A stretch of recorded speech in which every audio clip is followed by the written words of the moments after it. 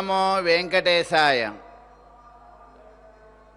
శ్రీమన్కృపాచలనిధీకృత సర్వలోక సర్వజ్ఞశక్తనతవత్సల సర్వశేషిన్ స్వామిన్ సుశీల సులభాశ్రిత పారిజాత శ్రీ వెంకటేశ చరణౌ శరణం ప్రపద్యే. వినా వెంకటేశం ననాథో ననాథః సదా వెంకటేశం స్మరామి స్మరామి. హరే వెంకటేశం ప్రసీద ప్రసీద. ప్రియం వెంకటేశం ప్రయచ్ఛ ప్రయచ్ఛ. పుండ్రైర్ద్వాదశభిర్యులసితం దండైస్త్రిభిర్మండితం కాషాయేణ సుఖోపవేతరుచిరం దోర్మూలచక్రాంబుజం ఆసీనం జలజాసనైశ్చ సుచిరం శ్రీవత్సమాలాంఛనం యుక్తం చాంజలిముద్రయా రవినిభం శ్రీభాష్యకారం భజే. యుక్తం చాంజలిముద్రయా రవినిభం శ్రీభాష్యకారం భజే. భారద్వాజకులోద్భూతం వేదాంతాచార్యపౌత్రకం సత్యనారాయణసుతం నృసింహగురుమాశ్రయే. విశేషవిత్పార్షదేషు నాథ విదగ్ధగోష్ఠీ సమరాంగణేషు జిగీషతో మే కవితార్కికేంద్రాన్ జిహ్వాగ్రసింహాసనమభ్యుపేయా. వ్యాసం వసిష్ఠనప్తారం శక్తేః పౌత్రమకల్మషం పరాశరాత్మజం వందే శుకతాతం తపోనిధిం. విశేషమైనటువంటి ఫాల్గుణ మాసం. ఈరోజు తిథి నక్షత్ర విశేషం కన్నా వార విశేషం గొప్పది ఈ మాసంలో అంటున్నారు. విశేషంగా ఈనాటి ఈ శనివారం నాడు ఈ రోజు నుంచి ప్రారంభించి వరుసగా 7 శనివారముల వరకు శనివార వ్రతము అని వెంకటేశ్వర స్వామి వారి వ్రతాన్ని ఆచరిస్తారు కొంతమంది. మన ఆంధ్రాలోనే కాకుండా తమిళనాడు ప్రాంతంలో వారు కూడా ఈ శనివారంతో ప్రారంభించి ఈ ఫాల్గుణ శనివారంతో ప్రారంభించి ఇక్కడి నుంచి 7 రోజుల పాటు ఫాల్గుణ మాసంలో ఇది మొదటి శనివారం.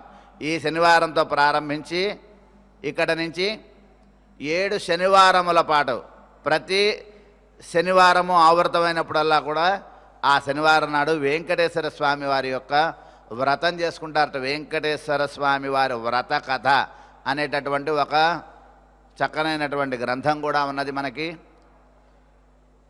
భవిష్య పురాణంలో, అదేవిధంగా వరాహ పురాణంలో, అదేవిధంగా బ్రహ్మ వైవర్త పురాణంలో కూడా ఈ కథ ఉన్నది అంటారు మనకి.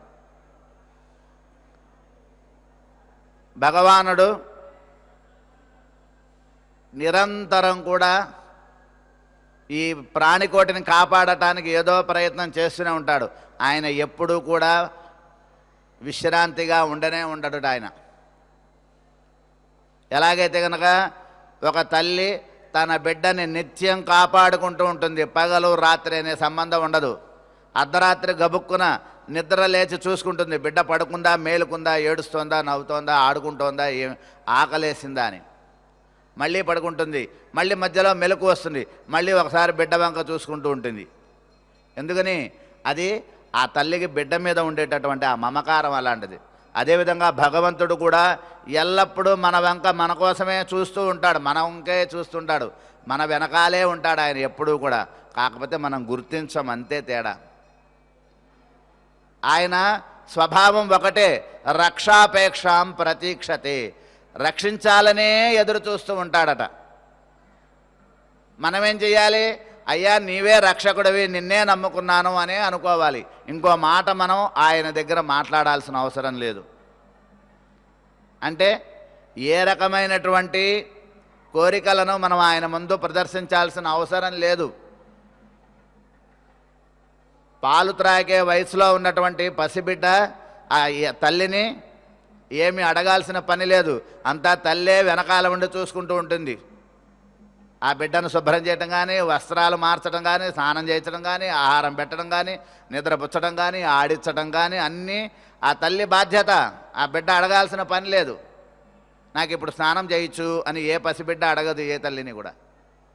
అది ఆవిడ విద్యుక్త ధర్మం. అట్లాగే భగవానుడు ఎప్పుడూ రక్షించాలనే ఉంటాడు.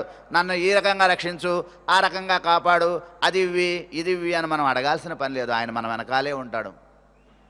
అలా ఉంటాడు అంటానికి ఏమిటి నిదర్శనం? ఇదిగో అవతారాలు. అవతారం అంటే తనంతట తానుగా దిగి రావటాన్ని అవతారం అంటారు. ఈ అవతారం అనేటటువంటిది రకరకాలుగా ఉన్నాయని మనం ఇంతకుముందు కూడా చెప్పుకున్నాం. ఆవేశావతారాలు, అంశావతారాలు, పరిపూర్ణ అవతారాలు. అలా కాలగతంగా భగవానుడు అనేక రూపాలలో మన వెనకాలే ఉండి మన కాపాడుతూ ఉంటాడు. అలా కాపాడేటటువంటి ఆ స్వరూపాలన్నింటిలో ఈ కలియుగానికి కలౌ వెంకటనాయక. ఈ కలియుగంలో స్వామి ఇక్కడికి వచ్చి మన దగ్గరకు వచ్చి నుంచున్నాడు. మన కోసమే ఇక్కడికి వచ్చి ఉన్నాడు. ఎక్కడో అనంతకోట బ్రహ్మాండాల అవతల ఉన్నటువంటి ఆ వైకుంఠం నుంచి కిందకి దిగి జారి మన కోసం వచ్చాడు. ఏదో ఒక నెపంతో, ఏదో ఒక కారణంతో. ఆ భృగు మహర్షి వక్షస్థలంపై తన్నటం, మహాలక్ష్మి వెళ్ళిపోవటం, ఆయన కూడా ఆమె వెనకాల రావటం, ఇవన్నీ కూడా ఒక కారణాలు మాత్రమే. ప్రధాన ఉద్దేశ్యం మన కోసం రావటమే. ఆయన ఇక్కడికి వచ్చి నుంచున్నాడు. ఒక హయ్యర్ ఆఫీసర్, హయ్యర్ అఫీషియల్, చాలా పెద్ద అధికారి ఒక సామాన్యమైన బంట్రోతు ఇంటికి ఎందుకు వస్తాడు? రావాల్సిన అవసరం ఏంటి ఆయనకి అసలు? కానీ వస్తే ఎలా ఉంటుంది? ఒక సామాన్యమైనటువంటి ఒక చిన్న క్లర్క్, ఒక చిన్న ఆఫీసర్ దగ్గరికి ఒక పెద్ద హయ్యర్ అధికారి ఆఫీసర్ రావాల్సిన పని లేదు. కానీ వచ్చి అతని ఇంట్లోనే కూర్చొని అతనితో పాటు భోజనం చేస్తే ఆ ఊహ ఎలా ఉంటుందో ఊహించండి. అలా అనంతకోటి బ్రహ్మాండ నాయకుడు మన కోసం వచ్చి ఇక్కడ నుంచున్నాడు. ఎందుకు నుంచున్నాడు? ఏది పడితే అదల్లా అడగమని కాదు, ఆయనను ఆశ్రయించమని, ఆయన పాదాలను ఆశ్రయించమని. ఆయన పాదాలను చూపిస్తున్నాడు. నా పాదాలను ఆశ్రయించుకో, నా వాడిగా చేసుకుంటానని ఆయన ఒక చెయ్యి తనను చూపించుకుంటున్నాడు, ఒక చెయ్యి పాదాలను చూపిస్తున్నాడు. నన్ను ఆశ్రయించి, నా పాదాలను ఆశ్రయిస్తే నేను నిన్ను రక్షిస్తాను. కాబట్టి ఇంతకుముందు మనం స్మరించుకున్నాం, శరణము అంటే చరణ వరణం, పాదాలను ఆశ్రయించాలి. అందుకోసం మన కోసం ఇక్కడికి వచ్చి నుంచున్నాడు. అయినా కానీ ఆయన యొక్క వైభవాన్ని మనం తెలుసుకోలేము.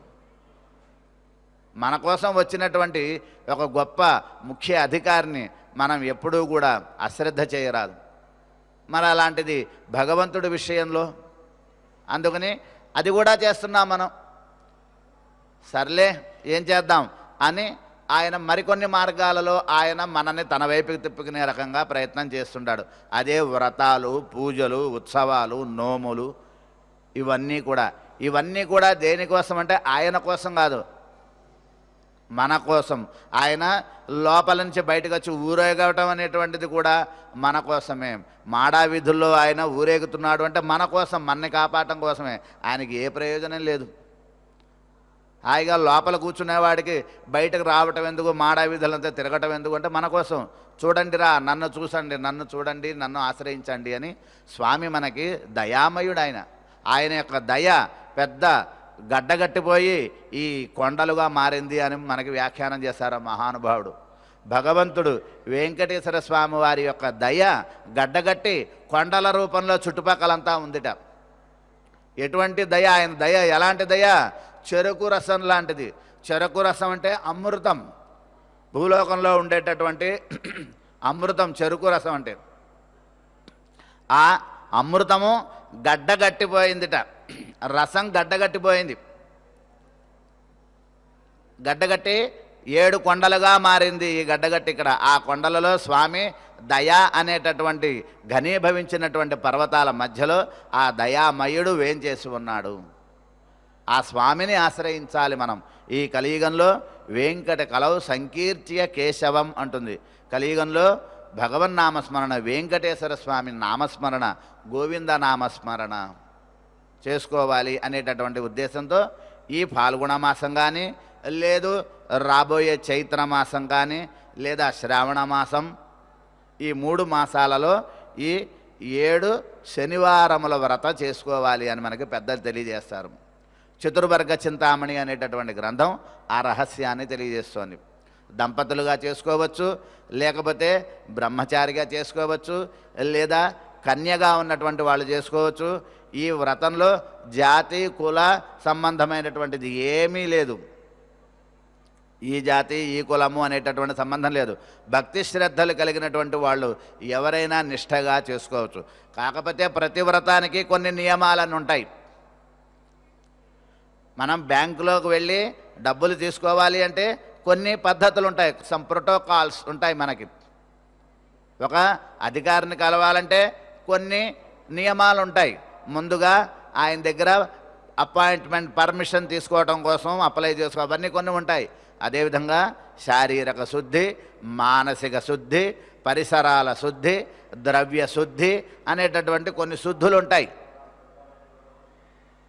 గృహస్థ అయితే కనుక చక్కగా నియమనిష్టలుగా ఉండటం, నేల మీద పరుండటం, ఇతర పదార్థాలు బయట ఉండే పదార్థాలు తినకుండా ఉండటం, నియమనిష్టలుగా ఉండటం, మౌనంగా ఉండటం, సత్యంగా ఉండటం అనేటటువంటి కొన్ని లక్షణాలు ఉంటాయి.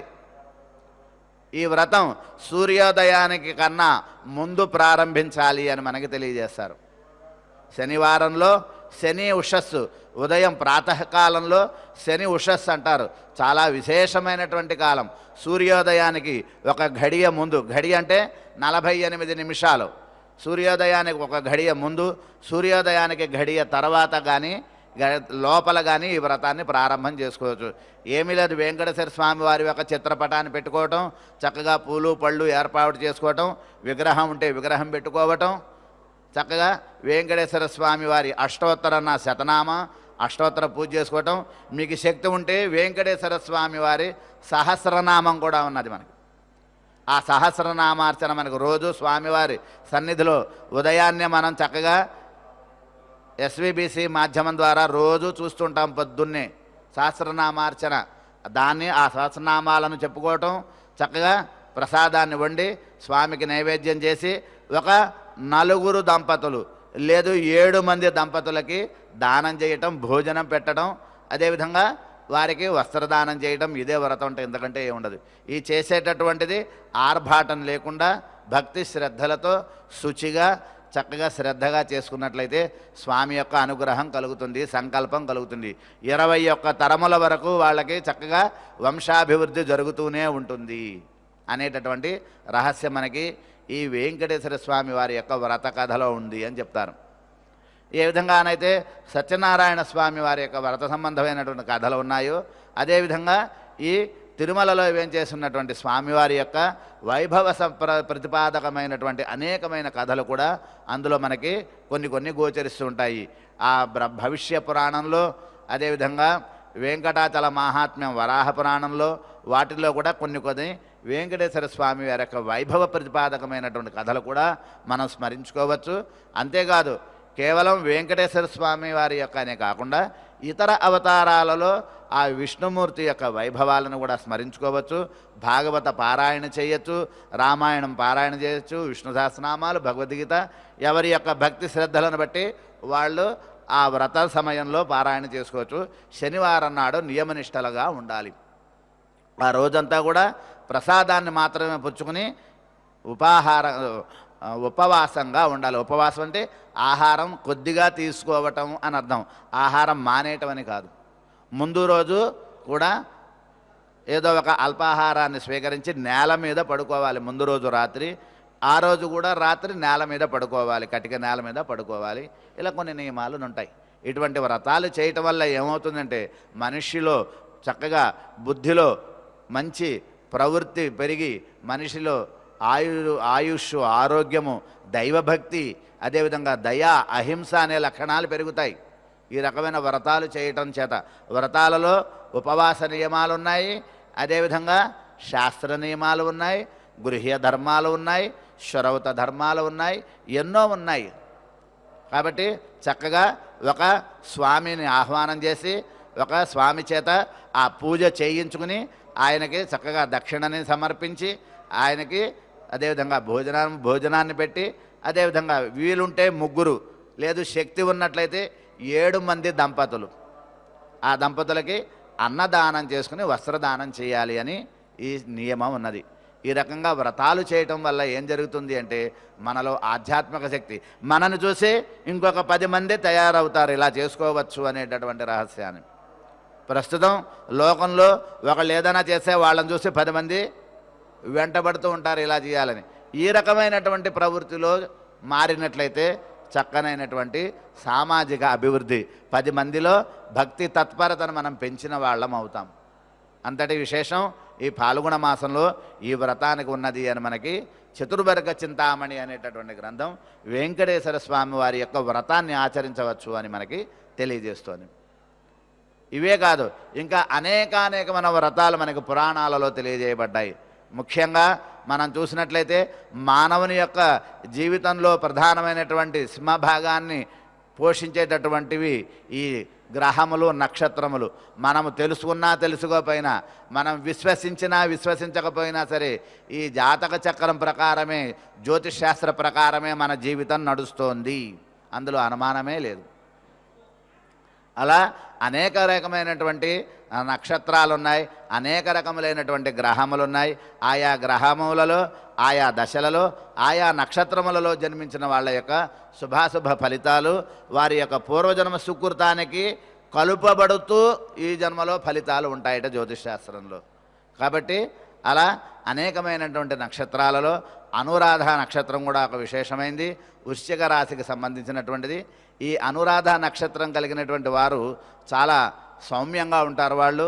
అంతేకాదు వాళ్ళకి కోపం త్వరగా వస్తుంది. వచ్చినప్పటికీ కూడా ఆ కోపాన్ని కూడా వాళ్ళు జాగ్రత్తగా తగ్గించుకునేటటువంటి ప్రయత్నం కూడా చేసుకుంటారట. కోపము వస్తుంది, దాన్ని అదుపులోనూ ఉంచుకోగలరట వాళ్ళు. అదేవిధంగా వారికి దైవభక్తి ఎక్కువ ఉంటుందట. కుటుంబం విషయంలో శ్రద్ధ తక్కువ, దైవభక్తి ఎక్కువగా ఉంటుందట ఈ రాశి వారికి, ఈ నక్షత్రం వాళ్ళకి. అంతేకాదు వీరు ఎక్కువగా దాన గుణం చేసే స్వభావం కలిగి ఉంటారట ఈ నక్షత్రం వాళ్ళు. అంతటి విశేషమైనటువంటి అనేకమైనటువంటి నక్షత్రాలు శుభ నక్షత్రాలు ఉన్నాయి.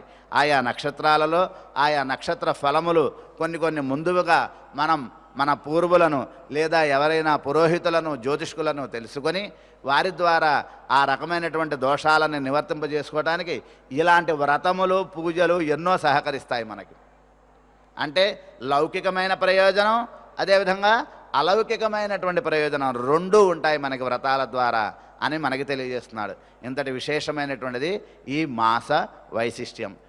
ఇక ఈనాడు మనం బ్రహ్మాండ పురాణంలో నిన్నటి వరకు తెలుసుకున్నటువంటి విశేష విషయాలన్నీ కూడా సూర్య చంద్ర గ్రహములు అదేవిధంగా నక్షత్రములు వాటి స్వరూపములు స్వభావములు గ్రహాలు ఎక్కడ పుట్టాయి, ఎక్కడ వాటి యొక్క ఉత్పత్తి ఏమిటి, అవి ఎలా ప్రవర్తిస్తాయి, అవి ఎవరి ద్వారా పుట్టాయి, ఎంతంత కాలం ఉంటాయనే విషయాలు మనం తెలుసుకున్నాం. ఇక ఆ తరువాత ఈ ఋషులందరూ కూడా సౌనక మహర్షిని సూత మహర్షిని ప్రార్థిస్తున్నారు.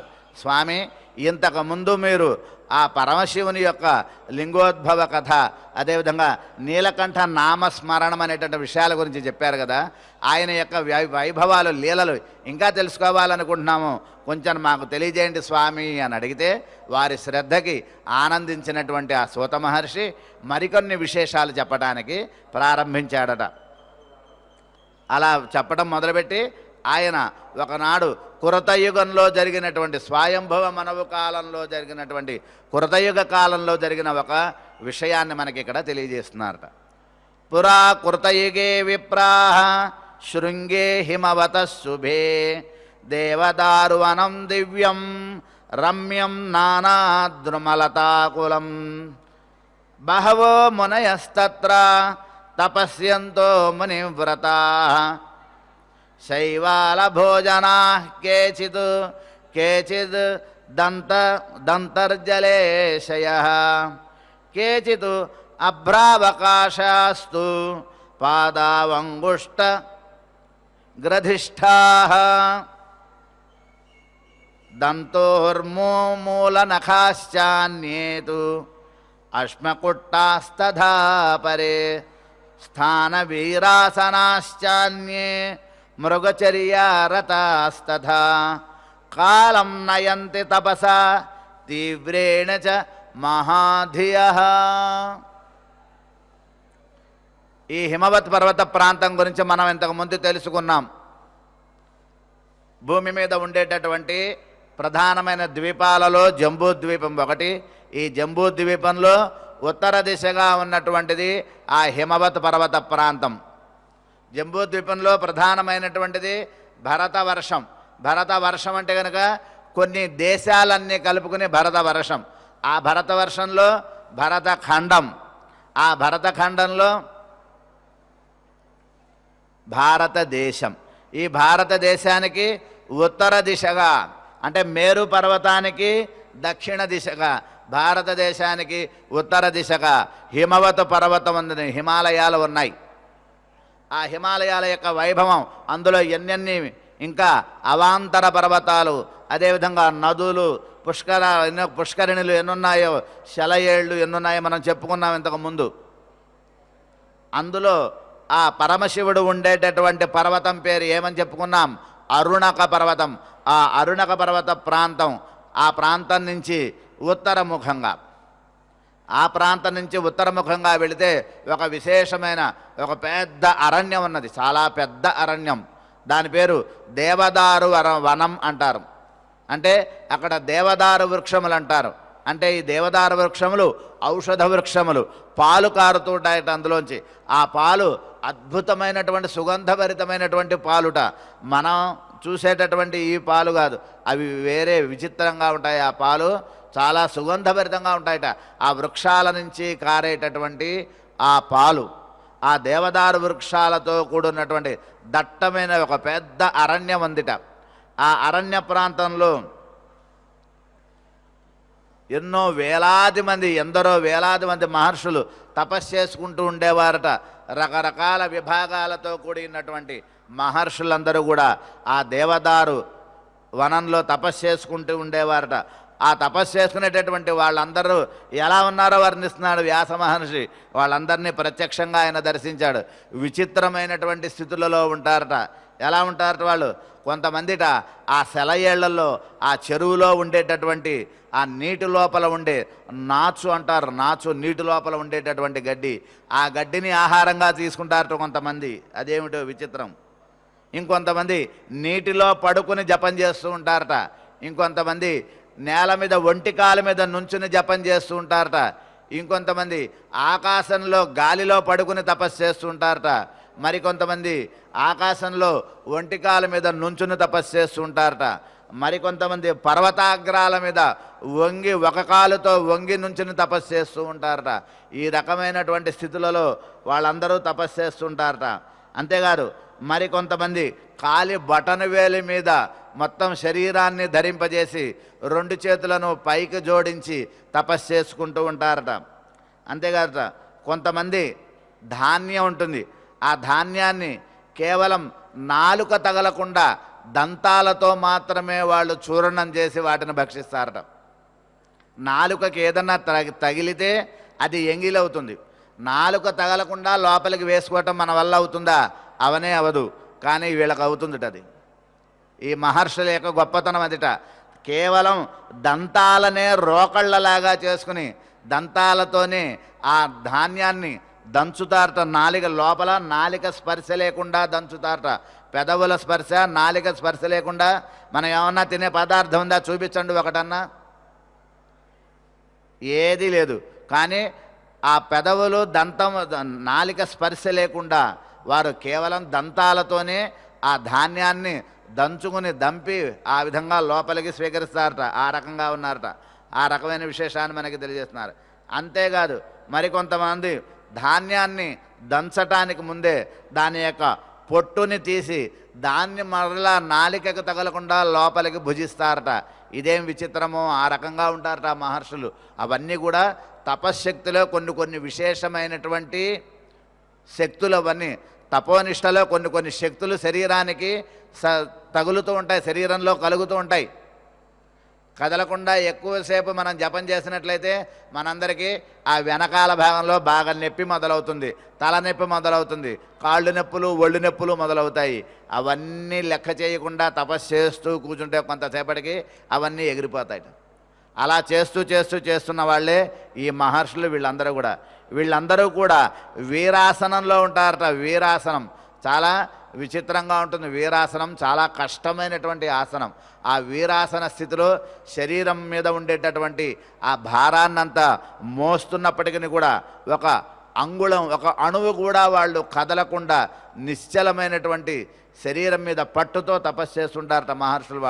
వాళ్ళలా ఎంతో కాలం విశేషంగా తపస్సు చేస్తూ ఉన్నారట ఆ ప్రాంతంలో. అయితే తతస్తేషాం ప్రసాదార్థం మహాదేవ సమాగత దేవదారువనం ప్రవిశ్య వికృతవేషేణ స్థితః సః భస్మ పాండురదిగ్ధాంగో నగ్నో వికృతలక్షణః ముఖ అంగారవర్ణేన శుక్లేన చ విభూషితః క్వచిత్ హసతే రౌద్రం క్వచిత్ గాయతి విస్మితః క్వచిత్ నృత్యతి శృంగారీ క్వచిత్ రౌతి ముహుర్ముహుః నృత్యంతం రురుదుహుతూర్ణం పత్న్యస్తేషాం విమోహితాః. ఈ మహర్షులందరూ ఈ రకంగా తపస్సు చేసుకుంటుంటే అక్కడికి మహాదేవుడైనటువంటి భగుడు అంటే పరమేశ్వరుడు అక్కడికి వచ్చాడట. వాళ్ళ యొక్క తపోశక్తిని పరిశీలించి వాళ్ళని అనుగ్రహించాలి అని వచ్చాడట అక్కడికి ఆ పరమేశ్వరుడు.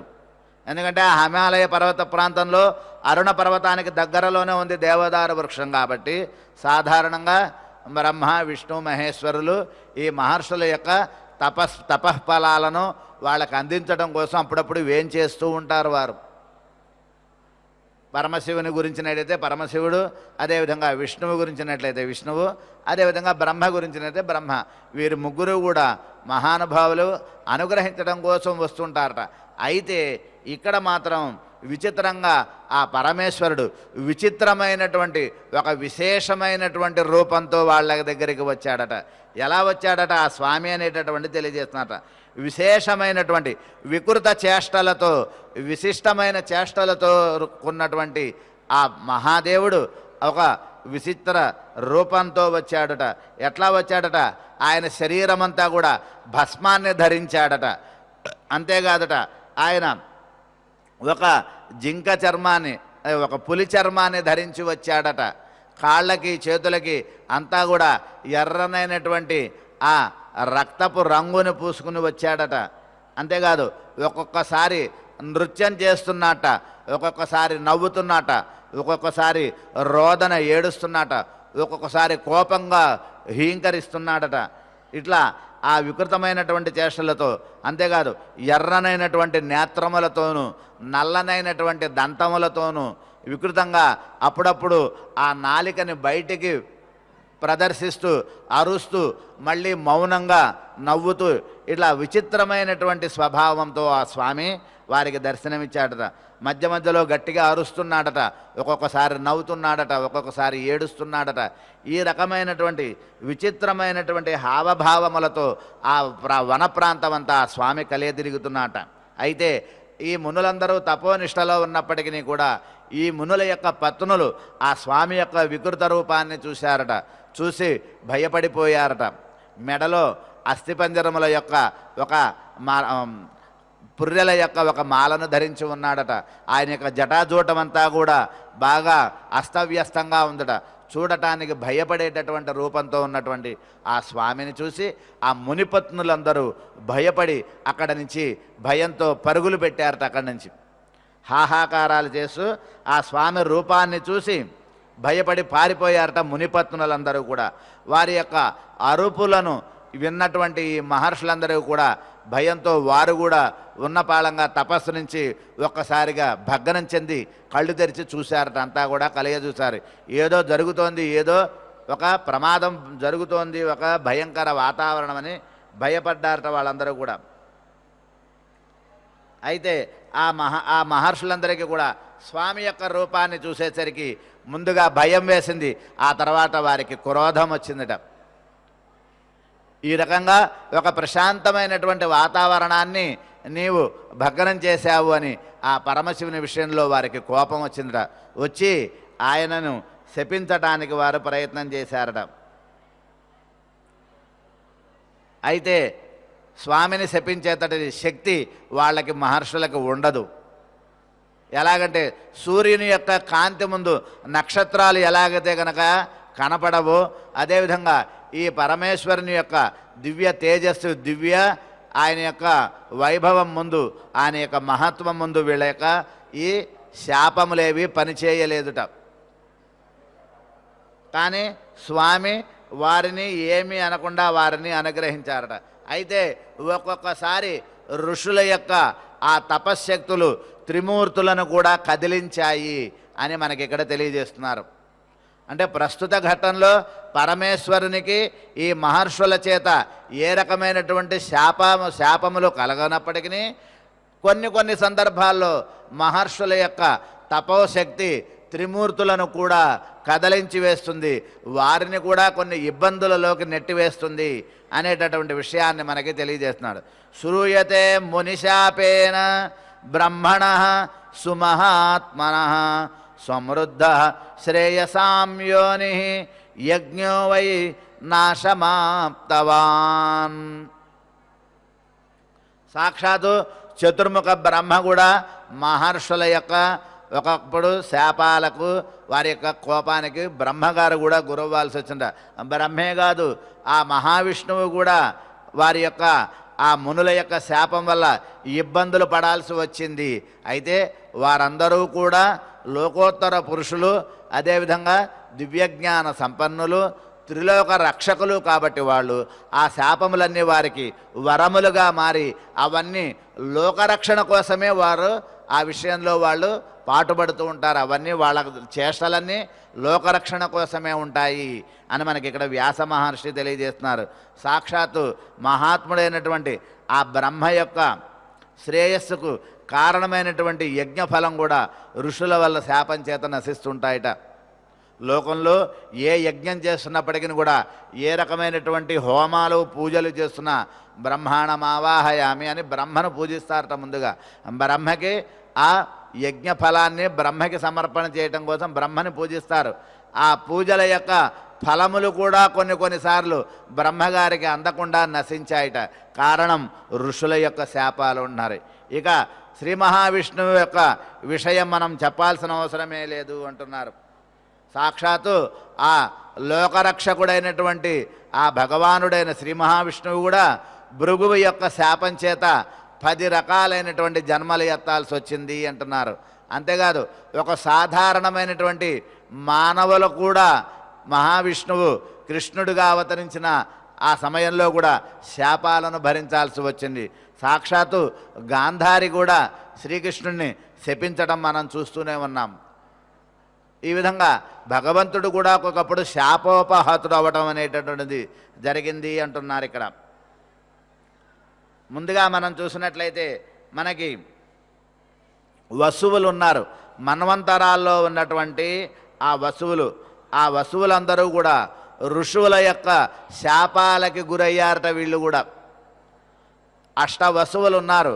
ఈ అష్టవసువులు కూడా మహర్షుల యొక్క శాపాలకి గురయ్యి వాళ్ళు కూడా నానా బాధలు పడ్డారు భూమి మీద పడి అని మనకి తెలియజేస్తున్నారు. అంతేకాదు ఇంకో రకంగా చూసినట్లయితే నహుషుడు అనేటటువంటి ఒక గొప్ప చక్రవర్తి మానవుడైనప్పటికీ కూడా దేవతలకి సహాయం చేశాడట. దేవతలకి సహాయం చేసి దేవదానవుల యుద్ధంలో రాక్షసులను కూడా సంహరించినటువంటి మహాశక్తిమంతుడు నహుషుడు. ఆ నహుషుడు అనేటువంటి వాడు కూడా చివరిగా పాములాగా మారి, అజగరము అనే పాములాగా మారి నానా బాధలు పడ్డాడు అనేటటువంటి విషయాన్ని మనం గుర్తు చేసుకోవాలి అంటున్నారు. అంతేకాదు పూర్వం మహాతపస్సంపన్నుడైనటువంటి ఆ గౌతముని యొక్క కారణం చేత ఇంద్రుడు కూడా అంగభంగం చేయబడ్డాడు. అంతేకాదు గౌతముడు కూడా మహర్షి అయినప్పటికీ ఇతరుల మహర్షుల యొక్క శాప కారణం చేత ఆయన కూడా భూమి మీద ఉన్నప్పుడు కొన్ని బాధలను పడ్డాడు అని మనకి తెలియజేస్తుంది. ఆ విషయం కూడా మనకి తెలియజేశారు. అంతేకాదు ఇంకా చూసినట్లయితే కనుక ఈ అష్టవిధములైనటువంటి వసువులు పడినటువంటి అష్ట కష్టాలని మనకి తెలియజేస్తారు అంటున్నారు. సాధారణంగా మనం చూసినట్లయితే ధ్రువుడు, ఆపుడు, సోముడు, ధరుడు, అనిలుడు, అనలుడు, ప్రత్యూషుడు, ప్రభాసుడు అని మొత్తం 8 మంది అండి అష్టవసువులు. వీళ్ళు స్వయంభవ మనవు కాలంలో ఏర్పడినటువంటి వాళ్ళు అష్టవసువులు, బ్రహ్మమానస పుత్రులు వీళ్ళంతా కూడా. ఈ అష్టవసువులు కూడా ఒకనాటి కల్పకాలంలో వశిష్ఠ మహర్షి కారణం చేత మానవులుగా పుట్టాల్సి వచ్చిందిట. వశిష్ఠ మహర్షి తన ఆశ్రమంలో ఆ క్షీరసాగర మథనంలో వచ్చినటువంటి చిలుకగా అందులో నుంచి బయటకు వచ్చినటువంటి ఒక కామధేనువు, నందిని అనేటటువంటి ఒక కామధేనువు, ఆ కామధేనువు వశిష్ఠ మహర్షిని ఆశ్రయించి ఆయన ఆశ్రమంలోనే ఉంటోందిట. ఈ వశిష్ఠ మహర్షి ఆశ్రమంలో ఉన్నటువంటి ఈ కామధేనువు, ఆ కామధేనువుని వచ్చి వీళ్ళందరూ కూడా అష్టవసులు ఒకనాడు భూలోకంలోకి వచ్చి ఈ వశిష్ఠ మహర్షిని సేవించుకున్నారట. ఆశ్రమానికి వచ్చి అనేక వేల మంది పరివారంతో అష్టవసువులు వచ్చారట. వారందరికీ తృప్తిగా కడుపు నిండా భోజనం, అంటే మనం గుర్తుపెట్టుకోవాలంటే మార్నింగ్ బ్రేక్ఫాస్ట్, మధ్యాహ్నం లంచ్, ఈవినింగ్ డిన్నరు, మధ్యలో స్నాక్స్, ఈ తేడా లేకుండా ఏవి కావాలంటే అవన్నీ కూడా ఈ కామధేనువు వాళ్ళందరికీ ఏర్పరిచిందిట. ఆ వశిష్ఠ మహర్షి ఆ రకంగా వాళ్ళందరికీ ఒక విశిష్టమైన ఆతిథ్యాన్ని ఇచ్చాడట. అయితే ఈ వసువులందరూ కూడా ఈ భూమి మీద ఉండటం చేత భూగతమైనటువంటి కొన్ని గుణములు వాళ్ళలో ఆవరించడం చేత ఈ కామధేనువు ఇంత విలక్షణమైనటువంటిది, ఇది మాకు ఇస్తావా అని అడిగారట వశిష్ఠుని. నాదే ఉంది, అది వస్తే తీసుకువెళ్ళండి అన్నారట. ఈ కామధేనువు వశిష్ఠుని వదిలి వెళ్ళదు. ఎందుకంటే ఆయన బ్రహ్మజ్ఞాని, ఆయన బ్రహ్మర్షి, ఆయనకి దేని మీద కూడా కోరిక ఉండదు, ఆశ ఉండదు. ఏ విషయమైనటువంటి దుఃఖము, బాధలు, సంతోషములు ఆయన దేనిని గ్రహించడు. కేవలం తపోధ్యానంలో భగవత్ శక్తితో భగవద్ ఆరాధనలో ఉండేటటువంటి వ్యక్తి అతను. కాబట్టి ఆయనను వరించింది కామధేనువు. అది వస్తే మీరు తీసుకువెళ్ళచ్చు, నాకేం అభ్యంతరం లేదు అన్నాను. నేను ఇవ్వను అని అనలేదుట ఈయన. చూడండి, అయితే ఆ కామధేనువు వెళ్ళనని మొరాయించింది, వీళ్ళు తీసుకెళ్దామని ప్రయత్నించిన. అయితే ఎప్పుడైతే ఆ కామధేనువుకి బాధ కలిగితే ఈయన తట్టుకోలేడు. మళ్ళీ ఆ కామధేనువు నేను వెళ్ళను అని చెప్పి మొరాయించి వశిష్ఠ మహర్షి దగ్గరే ఉన్నదిట ఆ కామధేనువు. అయితే అప్పుడు అది రానన్నప్పుడు మీరు దానిని బాధ పెట్టకండి, దయచేసి వదిలేయమని చెప్పినా వీళ్ళు వినలేదుట. ఆ కామధేనువును బలవంతంగా లాక్కు వెళ్ళాలని ప్రయత్నించారట. అయితే కామధేనువు బాధపడుతూ ఏడవటం మొదలుపెట్టిందిట.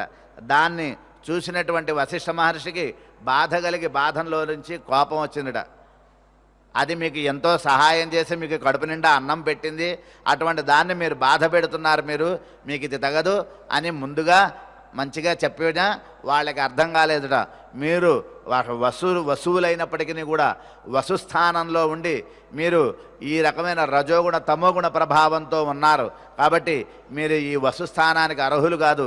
మీరందరూ కూడా సాధారణ మనుషుల్లాగా అనేక రకములైనటువంటి హీన ప్రవృత్తులతో మీరు ప్రవర్తిస్తున్నారు. కాబట్టి మీకు ఈ వసుజన్మ మీకు పనికిరాదు, మీరందరూ మనుషులుగా పుట్టండి పోండి అని శపించాడట ఆ వశిష్ఠ మహర్షి. కాబట్టి అజ్ఞానంతో, మూర్ఖత్వంతో మీరు చేసినటువంటి ఈ తప్పుకి మీరు శిక్ష అనుభవించాలి. పోయి భూమి మీద మనుషులుగా పుట్టండి, పోయి హీనమైనటువంటి బాధలను అనుభవించండి అని శపించాడట. ఆ వసువులందరూ కూడా చేసిన పాపానికి అయ్యో స్వామి తప్పు చేశాను క్షమించండి అని పాదాల మీద పడితే, నేనేం చేయలేను నాయనా, నేను శాపం ఇవ్వగలను తప్ప శాప విమోచనం చేయలేను అని నన్ను వదిలేయండి అని చెప్పినా కూడా వాళ్ళు వదలకుండా ప్రార్థిస్తే, సరే అయితే మీకు దారిలో ఒక దివ్యమైనటువంటి ఒక స్త్రీ కనబడుతుంది, ఆమె యొక్క దయతో మీరు మీ యొక్క పాపాలను తొలగించుకోగలరు అని చెప్పాడట. సరే అలా వాళ్ళు అక్కడి నుంచి బయలుదేరి భూమి మీద వెళుతూ ఉన్నారట కొంత దూరం. అలా వెళ్తుంటే దారిలో గంగాదేవి ఎదురొచ్చిందిట. ఆ గంగాదేవి ఎదురొచ్చి మీరందరూ ఏమిటి ఇలా బాధపడుతూ వెళ్తున్నారు, ఏమిటో దుఃఖంగా నీరసంగా ఉన్నారు అని అంటేను అప్పుడు జరిగినటువంటి విషయాన్నంతా కూడా వారు ఆమెకు తెలియజేశారట.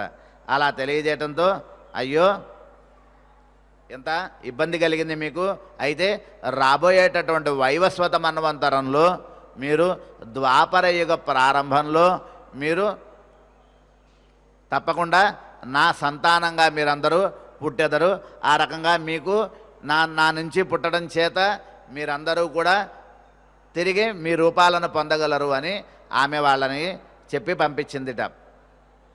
ఆ తర్వాత విష్ణువు యొక్క అనుగ్రహం చేత వారందరూ కూడా మరల ద్వాపర యుగంలో ఈ గంగాదేవికి శంతన మహారాజుకి సంతానంగా పుట్టారట. అయితే మేము ఈ మానవ జన్మ సంబంధమైనటువంటి బాధలను అనుభవించలేం కాబట్టి మాకు మరణాన్ని అనుగ్రహించాలి అని ప్రార్థించారట. అయితే మీరు పుట్టగానే మరణించేటటువంటి ఒక చక్కనైన అవకాశాన్ని ఇస్తున్నాను అని గంగాదేవి వారికి తెలియజేసిందట. ఆ రకంగా ఆ శంతనునికి ఈ గంగాదేవికి పుట్టినటువంటి ఈ 7 మంది సంతానం ఒక్కొక్కళ్ళు పుట్టడము వాళ్ళని తీసుకెళ్ళి గంగానదిలో కలుపుతోందిట.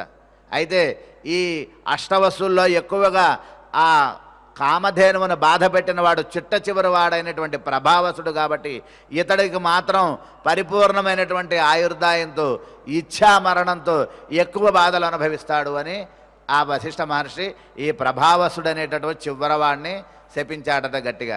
ఆ కారణం చేత 7 మంది కూడా చనిపోయినప్పటికీ 8వ వాడైనటువంటి ఆ పుత్రుణ్ణి మాత్రం శంతనుడు ఆపటం చేత అతనిని ఆ గంగాదేవి తీసుకుని వెళ్ళిపోయింది.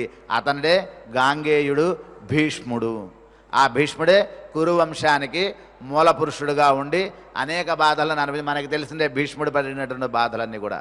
ఆ విధంగా అష్టవసువుల లాంటి మహానుభావులు కూడా తమ యొక్క స్థితి సరిగ్గా లేకపోతే ఎన్ని బాధలు అనుభవిస్తారు అనేటటువంటి విషయాన్ని ఉదాహరణగా మనకి ఈ ఇతివృత్తంలో తెలియజేశారు అన్నారు. ఆ తర్వాత శ్రీ మహావిష్ణువు అంతటి వాడు 10 అవతారాలను ఎత్తాల్సి వచ్చిందిట, 10 జన్మలను ఎత్తాల్సి వచ్చింది అన్నారు. ఆ విషయాన్ని గురించి మనం స్మరించుకుందాం. ఇక మనం క్షమా ప్రార్థనతో ఈ కార్యక్రమాన్ని ముగిద్దాం. అధ క్షమా ప్రార్థన యదక్షరపదభ్రష్టం మాత్రాహీనం చ యద్భవేత్ తత్సర్వం క్షమ్యతాం దేవ నారాయణ నమోస్తుతే. అథ భగవత్ సమర్పణం కాయేన వాచా మనసేంద్రియైర్వా బుద్ధ్యాత్మనా వా ప్రకృతే స్వభావాత్ కరోమి యజ్జత్ సకలం పరస్మై నారాయణాయేతి సమర్పయామి. అథ మంగళం శ్రియకాంతాయ కళ్యాణ నిధయే నిధయేతినాం శ్రీ వెంకటనివాసాయ శ్రీనివాసాయ మంగళం. ఓం నమో